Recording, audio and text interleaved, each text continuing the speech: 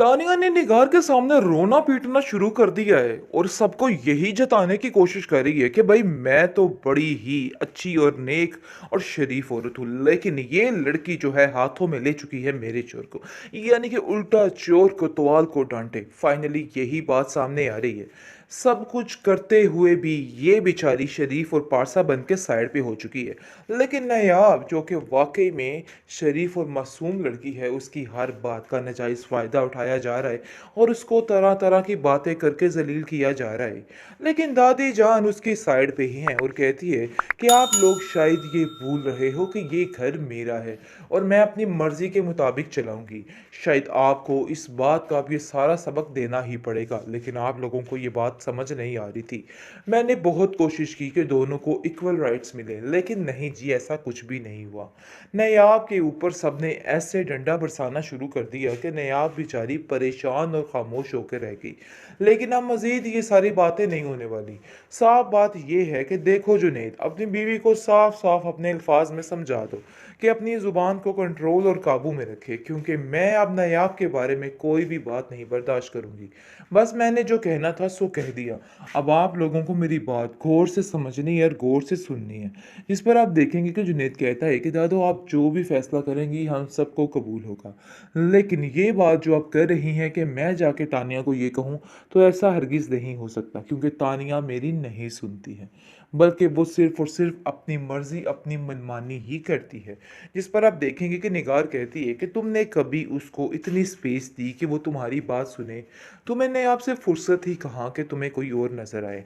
सिर्फ दादी की बातों में आके तुम ये सारी हरकतें करते रहते हो, जिसकी वजह से घर का माहौल खराब रहता है। नहीं, आप किस चीज़ का दिखावा कर रही हो? इस घर में तुम्हारी कोई भी जगह नहीं है और चाहते हुए भी तुम अपनी जगह इधर नहीं बना सकती हो।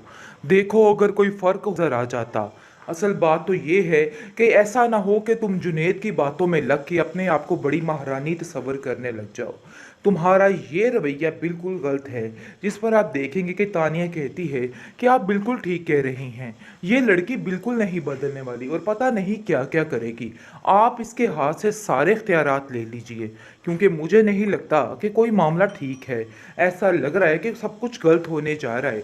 यानी कि तानिया बुरे तरीके से दिमाग भर रही है अपनी सास का और कहती है कि बात कीजिए दादी जान से कि सारे इख्तियारात उससे ले लिए जाएं, क्योंकि मुझे नहीं लगता कि कोई भी मामला ठीक है। जिस पर आप देखेंगे कि नयाब कहती है कि मैंने कौन से आप लोगों के इख्तियारात को छेड़ा है, मैंने तो कभी किसी चीज़ का नाजायज़ फ़ायदा नहीं उठाया है। अरे एक बात की थी सीधी सी, लेकिन आप लोगों ने तो उस बात का तमाशा ही बना के रख दिया। ऐसी तो कोई बात है ही नहीं थी। लेकिन आप देखेंगे कि वो मानने को तैयार ही नहीं। जावियार कहता है कि कोई ना कोई ऐसी बात तो ज़रूर है, लेकिन इतनी पुरानी हमारी मुलाजमा झूठ कैसे बोल सकती है? तुमने ज़रूर कुछ किया होगा। मुझे पहले दिन से ही शक था कि तुम ये हरकतें करोगी, और देखो आज वही हुआ है। तुमने वही कर दिखाया जिस चीज़ का हमें डर था।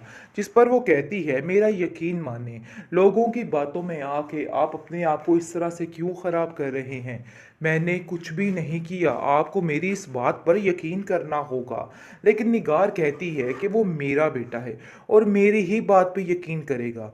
देखो, तुम्हारी हैसियत नहीं है इस घर में रहने की, और इसीलिए समझाती थी। इस किस्म की लड़कियां इसी तरह के काम करते हैं, लेकिन तुम्हें अपनी माँ की बात समझ नहीं। देखो, इन सब चालाकियों से कुछ भी हासिल नहीं होने वाला। ये बात तो तय है कि आप जो कुछ मर्जी कर लो, लेकिन ऐसा वैसा कुछ नहीं होगा।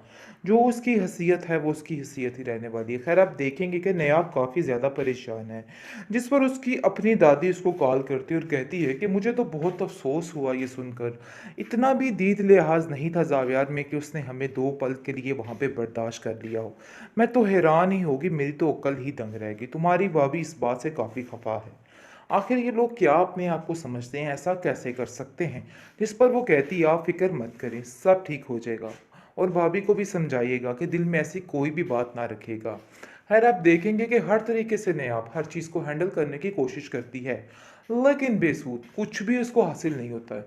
जो वो अच्छा करने की कोशिश करती है उसके बरक्स हो जाता है और उल्ट हो जाता है। इसलिए वो काफ़ी परेशान हो जाती है। लेकिन घर में उसकी दादी की तबीयत दिन ब दिन काफ़ी बिगड़ती जा रही है और ख़राब होती जा रही है। ज़ाहिर सी बात है, हर वक्त वो नयाब की टेंशन ले लेके पागल हो रही है और बार-बार यही कह रही है कि अगर मैंने उसकी तरबियत में थोड़ा चालाकपन ले आती तो ऐसा ना होता। आज जिस तरह वो धक्के खा रही है, ऐसे नहीं होना था। ख़ैर आप देखेंगे कि नायाब जो है वो दादी से कहती है कि सारे ठीक ही तो कह रहे हैं। आप सारी ज़िम्मेदारियाँ हर चीज़ अपने होल्ड में रखें या फिर तानिया को दे दीजिए। वो वाक़ई में मुझसे बहुत ज़्यादा काबिल है और वो हर चीज़ को बड़े अच्छे तरीके से सँभालेगी।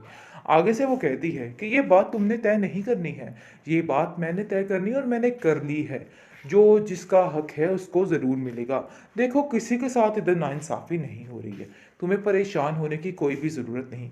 यानी कि पूरे तरीके से उसको तसल्ली दी जा रही है कि तुम इन सब बातों की टेंशन ना लो। हालाँकि बीचन जानती हैं कि सारा कुछ वो लोगों के कहने पे कर रही है। यानी कि दिन ब दिन जो उसके बदतर से बदतर हालात होते जा रहे हैं, उसको देखकर उसके मद्देनज़र वो ये सारी बातें कर रही है। लेकिन आप देखेंगी कि वो उसको समझाने की कोशिश करती है कि तुम बिला वजह परेशान मत हो। ये लोगों का काम है बोलना और ये लोग बोलते रहेंगे। इसलिए मज़ीद इन सब लोगों की टेंशन नहीं लेनी है। ख़ैर आप देखेंगे कि जुवेरिया कहती है कि इस बात का बदला तो मैं लेकर ही रहूँगी इससे। इसने जो-जो कुछ मेरे साथ किया है, इन सब चीज़ों में इसकी गलती है। लेकिन ज़ावेर कहता है कि एक बात मैं आपको बताता चलूँ कि वो जो तुम्हारा रिश्ता ख़त्म हुआ था उसकी वजह ये बेचारी नायाब नहीं थी, बल्कि तुम खुद थी। आगे से आप देखेंगे कि वो अपने भाई से उलझ पड़ती है और कहती है कि आखिर आप भी उसकी ज़ुबान बोलने लग चुके हैं। ये बात तो तय है और ये बात हमें समझ आ रही है। लेकिन वो उसको समझाने की कोशिश करता है कि मुझसे खुद नायला आंटी की बात हुई है, उन्होंने मुझसे खुद सारी बात की है। इसलिए किसी पर बिला वजह तोहमत और इल्ज़ाम लगाने से बेहतर है कि अपनी ज़ुबान को बंद रखा जाए और मज़ीद इस तरह की कोई भी बात आइंदा से तुम नहीं करोगी। चाहे जो कुछ भी है उसका एक हक है इस घर में और तुम्हें ये बात समझनी होगी। आप लोग इस बात को समझने की तरफ नहीं जा रहे हैं। लेकिन जैसे ही उसका दिमाग अच्छे रास्ते पर, अच्छे ट्रैक पर चलता है, साथ ही तानिया और निगार कुछ ना कुछ ऐसा कर देती हैं कि सारा मामला उल्ट हो जाता है और कुछ समझ भी नहीं आती किसी को। खैर आप देखेंगे कि दादी समझाती है नायाब को कि नायाब तुम परेशान मत हो, देख लेना तुम्हारा जो मुकाम है वो मैं तुम्हें दिलवा कर ही रहूँगी। चाहे ये लोग लाख कोशिशें कर ले उसके बावजूद भी इनको कुछ हासिल नहीं होने वाला। ये बात तो तय है। लेकिन आप देखेंगे कि फ़िलहाल जो मामलात जा रहे हैं उनकी वजह से बेचारी नायाब काफ़ी परेशान है और वो समझ रही है कि बहुत मुश्किल है ये सब कुछ करना क्योंकि उसको खुद समझ नहीं आ रही है। लेकिन वो इस चीज़ को लेके चलती है और सबकी बातों पर यकीन करती है। यानी कि जैसे जुनैद उसको अपनी बहनों की तरह ट्रीट करके उसका बता रहा है कि तुम्हें थोड़ी चालाकी और होशियारी दिखानी है और उसकी काफ़ी ज़्यादा हर चीज़ में मदद कर रहा है। ये बात उसके लिए काफ़ी ज़्यादा मददगार साबित हो रही है। लेकिन दूसरी तरफ दादी भी हर मुमकिन कोशिश कर रही है कि हर तरीके से इसको सेव किया जाए और इसको थोड़ा होशियार बनाने की कोशिश की जाए।